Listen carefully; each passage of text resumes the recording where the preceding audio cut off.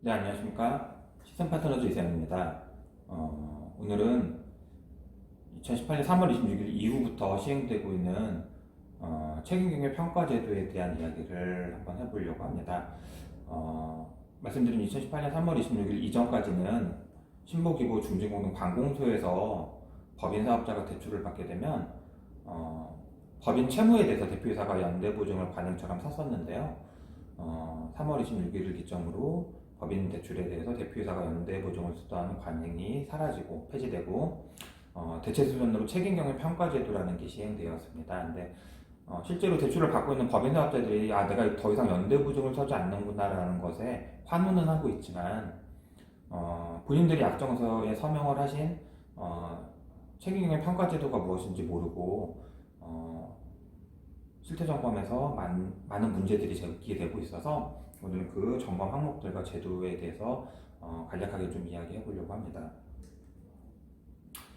보시는 바와 같이 지금 이 내용은 2018년 3월 26일 중진공 당시 관공서 이름으로 중소기업 진흥공단에서 공지했던 내용입니다.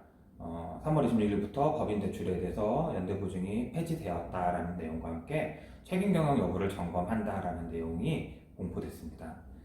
실제 이 제도가 시행됨으로써 기업들은 신보기부 등 관공서에서의 대출 혹은 중진공이나 기타 유관기관에서 직접 대출을 받으면서 물론 이제 민간 금융인 은행은 제외하고요. 나머지 기관에서는 연대보증을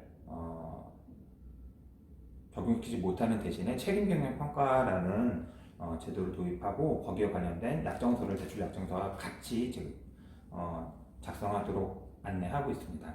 근데 문제는 대표님들이 약정서를 잘 안 보세요. 내용도 전혀 모르고 아무래도 공무원들이 설명을 하지만 부족한 부분들이 좀 있어서 기업들이 실제로 미스가 많이 나고 있어서 그 내용들을 중점적으로 살펴보려고 합니다.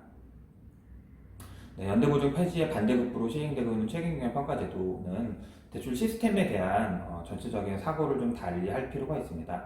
과거에는 매입 매출이 안정적이고 경영자의 변동이 있지 않으며 이익금이 어느 정도 나서 대출 상환에 문제가 없는 기업들이라면 누구나 대출을 받을 수 있었던 것과 다르게 대표이사가 연대보증을 서지 않는 대출들은 실제로 경영인들이 법인에 대해서 정말 책임지고 투명하게 대출을 받아서 다른 목적으로 유용하지 않고 회사의 성장과 발전에 사용할 수 있는지에 대한 평가를 할 수밖에 없게 됐기 때문에 기업의 투명성에 대한 이야기들을 많이 다루게 됩니다. 그래서 심사 저촉 항목 구성 예시 보시면 최근 1년 이내 자금 유용을 그러니까 다른 목적으로 돈을 쓴 적이 있거나 가직금, 가수금이나 특정인들에 대한 대여금을 보유하고 있는 경우, 즉 대출을 받을 돈을 다른 목적으로 쓸 수 있다고 보는 거죠. 그리고 위장증자, 네, 회사의 자본금을 실제로 투자금을 넣지 않고 허위로 증자한 모양새를 만드는 경우를 위장증자라고 합니다. 1년 이내 대표자, 실제 경영자, 대주주의 변동이 있거나 이금체불이 있는 기업들은 경영이 투명하지 못하고 책임 경영을 하지 못하고 있다고 평가되어서 실제 대출 심사에서 탈락되는 경우들이 빈번하게 일어나고 있습니다. 약정서는 보통 3장 정도로 작성이 되는데요. 2장은 약정 내용이 들어있고요. 마지막 장은 서명하는 내용으로 구성되어 있습니다. 책임경영 이행 약정서라고 해서 이런 식으로 보증기금은 약정인에게 이 약정서상의 중요한 내용을 설명하여야 하며 제1조 표시 신용보증 약정서와 이 약정서를 교부하여야 합니다 라고 되어 있습니다. 밑에 보시면 책임 경영 의무 위반에 따른 효과 등은 약정인 보증기업에게 자금 운용상의 제한 및 재산상의 책임을 가져올 수도 있는 중요한 법률행위이므로 1조 표시 신용보증 약정서와 이 약정서의 내용을 잘 읽은 후 신중한 판단하시고 약정인은 반드시 자필로 기재하시기 바랍니다 라고 되어 있습니다. 그래서 주요 내용이 이렇게 구성되어 있고요. 주요 내용을 한번 점검해 보겠습니다. 그래서 약정서 2장의 2조에 보시면 책임경영 의무에서 약정인은 제1조의 신용보증 약정에 따른 연대보증을 부담하지 않는 대신 약정인과 보증기업은 아래 정하는 책임경영 의무를 성실히 이행하기로 한다라고 되어 있고요. 금융 관련 법규의 준수, 회계기준 준수, 허위 자료나 문서의 위변조를 금지하고 있습니다.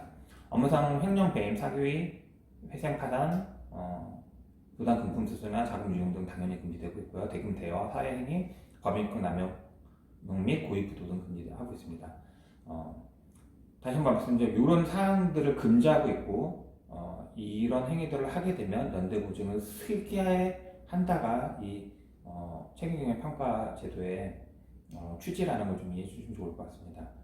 제6조에서 정하는 보증서 담보대출의 자금 사용 계획서상 용도의 사용 금지, 즉 보통 기업들이 자금을 신청할 때는 자금을 어떤 용도로 쓰겠다라고 사업계획서를 제출합니다. 그래서 자금 사용 계획서 상에 신청한 자금의 취지와 목적에 맞게 자금을 사용하셔야만 문제가 되지 않습니다. 즉 회사를 위해서 돈을 회사를 위해서 돈을 쓰지 않고 개인이 자기 이익을 취하기 위해서, 사익을 취하기 위해서 혹은 대출을 허위로 사용하는 경우는 당연히 문제가 되겠지만, 회사를 위해서 사용한 돈이긴 하지만 자금을 대출을 신청할 때 신청했던 용도 이외의 목적으로 쓰는 것도 문제가 된다라는 걸 기억해 주시면 좋습니다. 최근에 현장에 다녀보면 실제로 이런 문제들이 빈번하게 발생하고 있어서 주의해서 한번 다시 말씀을 드리도록 하겠습니다. 대표자 사망, 7번 대표자 사망, 경영 탈퇴, 책임경영 이행 약정 체결, 현재 보유 지분의 2분의 1 이상을 처분하거나 대표 아닌 약정인이 보유 지분을 처분하여 최대 주주의 지위가 상실하는 경우는 신보에 대출해준 기관의 사전 동의를 구하게 되어 있습니다. 사후 보고가 아니라 주요한 경영상의 변수에 대해서는 사전 동의를 구하도록 되어 있습니다. 기타 책임경영을 위반하는 중대한 행위는 금지된다라고 되어 있습니다. 또 4조를 보시면 의무 위반 시 연대보증을 절하 이렇게 되어 있습니다. 1. 제2조에서 정하는 책임경영 의무를 위반한 경우 약정인은 위반 사유 발생일로부터 제1조 신용보증 약정에서 정하는 채무에 대해서 보증기업과 연대해서 보증 책임을 부담하기로 합니다. 라고 해서 책임경영을 위반했을 경우에는 연대보증을 쓴다라고 되어 있습니다. 다 비슷한 맥락의 내용이고, 4번 보시면 제2조에도 불구하고 2조 이런 행위들을 하지 않았음에도 불구하고 경영 위기 시에 자금 요력 없이 휴업, 폐업, 부도 등이 발생하였다고 판단하는 경우 신고는 이 항의 조치를 할 수 있기로 합니다라고 해서 마찬가지로 자금 요력 없이 폐업, 부도를 일으킨 경우에도 연대보증을, 책임 소재를 파악해서 연대보증을 세울 수 있다라고 되어 있습니다. 제6조 보시면 약정인은 자금 용도 준수 의무를 지기로 합니다. 그래서 약정인은 별지 자금 사용 계획서를 작성해서 제1조 보증서 담보대출 사용 계획을 제출하고 용도에 맞게 이를 이행하기로 합니다. 라고 되어 있고요. 1조의 신용보증 약정과 관련된 보증서 담보대출은 지정한 전용 계좌를 활용해서 직접 사용처로 출금하기로 합니다. 라고 되어 있습니다. 무슨 얘기냐면 대출을 신청할 때 자금을 어떻게 쓰겠다라는 사업계획서를 제출합니다. 근데 대부분의 자금 신청 자체가 생산 혹은 개발비 혹은 판촉비 정도의 수준에서 자금을 신청하기 때문에 그 이외의 목적으로 자금을 사용하는 것은 용도 외 사용이 되기 때문에 문제의 소지가 많습니다. 두 번째는 책임경영평가제도가 시행되고 나서는 대출금을 입금받는 통장을 전용 계좌로 만들어서 입금받도록 하고 있습니다. 은행과 협약을 해서 입금을 받게 되면 대부분 그 통장은 입금이 금지되어 있고요. 대출받은 돈을 통장에서 사용하기만 할 수 있도록 되어 있는 통장입니다. 그래서 입금받은 통장에 대해서는 3번 출금분에 대해서는 세금계산서, 급여지급 내역서 등 증빙서류를 첨부하여 출금 내역서를 신고 제출하기로 합니다. 라고 되어 있어서 출금밖에 안 되기 때문에 출금처를 명확하게 밝혀서 신고에 사후에 보고하도록 되어 있습니다. 제4조 제1조의 보증서 담보대출을 호와 같이 지급한 경우 신고는 보증 회수, 제한, 사정 구성 및 민영 형사상 법정 책임을 물을 수 있기로 합니다라고 되어 있어서 기업이 부동산 투자, 주식 매입 등 자금 사용 계획과 달리 사용하는 경우, 계산서 발행하지 않고 거래처에 거래대금으로 지급하는 경우, 임직원에 등록되지 않은 자에게 급여를 지급하는 경우, 임직원 및 관계회사에 대여를 해주는 경우, 현금으로 출금하는 경우를 아주 엄격히 규제하고 있습니다. 책임경영 이행 점검은 저렇게 해서 대출을 받는 시점에 약정서에 서명을 하고 대출이 실현이 되고 나면 신청 목적에 맞게 대출금을 모두 사용할 때까지, 즉 1억 대출을 신청해서 입금받은 기업은 그 1억의 자금을 모두 소진할 때까지를 기준으로 해서 보통 기관이나 자금 종류의 금액에 따라 다르긴 하겠지만 대출 실행 이후에 6개월 혹은 1년 되는 시점에 용도에 대해서 증빙하라고 점검 협조를 구하고 있습니다. 최근 심심치 않게 뉴스를 보시면 개인 대출, 부동산 담보 대출, 가계 대출들을 규제하는 바람에 소후 대출, 사업자 대출, 법인 대출을 받아서 그것들을 사업 외 목적으로 개인 자산을 취득하거나 주택을 구입하거나 아니면 개인 대출들을 대환하는 목적으로 많이 쓰고 있다라는 뉴스들이 심심치 않게 나오고 있어서 같은 맥락에서 아주 엄격하게 규제를 하고 있다라고 보시면 좋을 것 같습니다. 책임경영 이행 점검에서 대출이 나가고 6개월 혹은 1년 되는 시점에 대출을 해준 기관에서는 저렇게 협조 공문을 보냅니다. 그래서 대출을 연대보증 면제받은 기업들은 보증 운용 취지에 맞춰서 성실하게 책임경영 이행 의무를 지고 있는지 협조를 해주십시오라고 되어 있고요. 그렇지 않을 경우 서류를 미제출하거나 위반 사항이 있을 경우는 보증 해지, 가산료의 보증료의 가산 등의 조치가 있을 수 있다라는 말이 기재되어 있습니다. 그래서 통상 저렇게 협조문을 받고 나면 7일 이내에 관련 서류들을 대출을 해준 기관에 제출하도록 되어 있고요. 통상은 자금 사용 내역서 각 기관마다의 공동 양식입니다. 지금 예시를 신문고를 보여드리고 있는데요. 내용은 중진공이라고 해서 다르지 않고 기부라고 해서 다르지 않습니다. 자금 사용 내역서 각 기관별 양식이 첨부되어 있고요. 거기에 관련 증빙 자료들, 대출 사용 목적에 맞는 증빙 자료들을 첨부해서 통장 입출금 거래 내역을 통장 정리를 해서 대출 실행일부터 사용 완료 시점까지의 입출금 내역을 제출하도록 하고 있습니다. 변동사항이 생긴 경우에는 이제 주주명부나 임대차 계약서를 제출하도록 되어 있고요. 계산서 발행에 관련된 내용들을 메타게이트를 통해서 세무사 사무실에서 전산으로 제출하도록 되어 있습니다.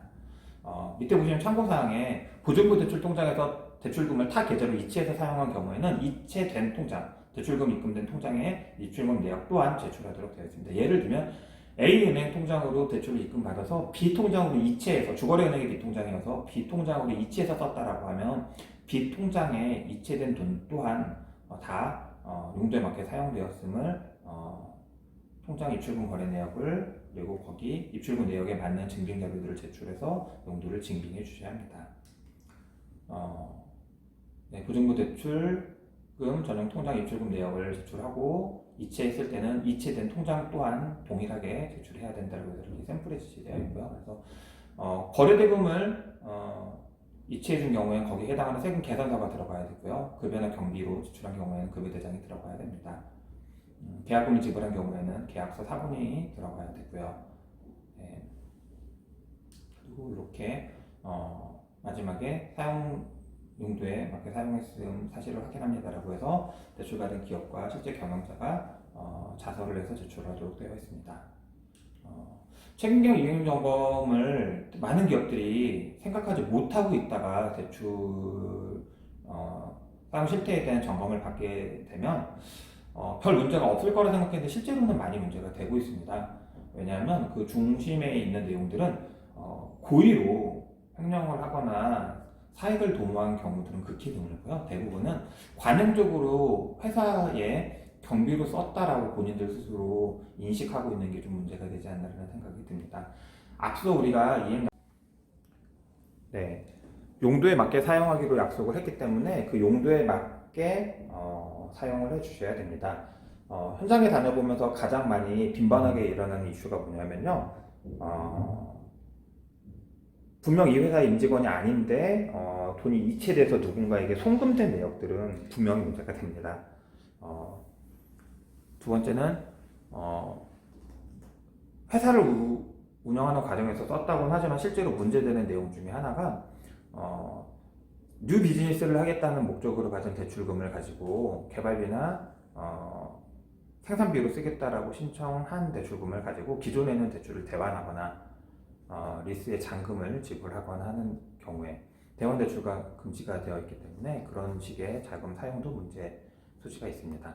그리고 그렇게 이제 이체 내역이라든가 용도 외 사용으로 많은 의심을 받는 경우에는 해당 기관에서 법인 카드 사용 내역서 명세를 제출하도록 요구하는 경우들도 많습니다. 그래서 법인 카드 사용 내역을 보면 많은 기업들이 솔직히 아주 떳떳하거나 당당하지 못하게 쓴 경우도 안 좋게 유흥비로 썼다 이런 개념이 아니라 자금을 신청한 목적 외에 너무 사사로이 쓴 경우들 또한 문제될 수 있기 때문에 현장에서는 빈번하게 일어나는 이슈가 되고 있고요. 그리고 아까 말씀드린 것처럼 법인이 받은 대출금으로 부동산을 취득하거나 주식 투자를 하거나 대표이사에게 대여를 해주는 행위들 또한 문제의 소지가 많다라는 개념을 이해해 주시면 좋을 것 같습니다. 기업들이 자금을 쓰는 것도 중요하지만 대출을 빌리는 행위 자체도 중요하지만 빌린 돈을 목적에 맞게 사용하고 성과를 내서 성과로 대출의 원리금을 안정적으로 상환해 갈 수 있도록 시선 파트너즈가 컨설팅하고 있습니다. 기업들이 재무계획을 세우고 실행해가는 과정에서 필요한 각 분야의 국가가 공인해준 전문 자격사들을 우리는 덕분에라는 커뮤니티를 통해서 제공하고 있습니다. 시선 파트너즈와 덕분에 많이 이용해 주시면 좋을 것 같고요. 오늘은 여기서 영상 마치도록 하겠습니다.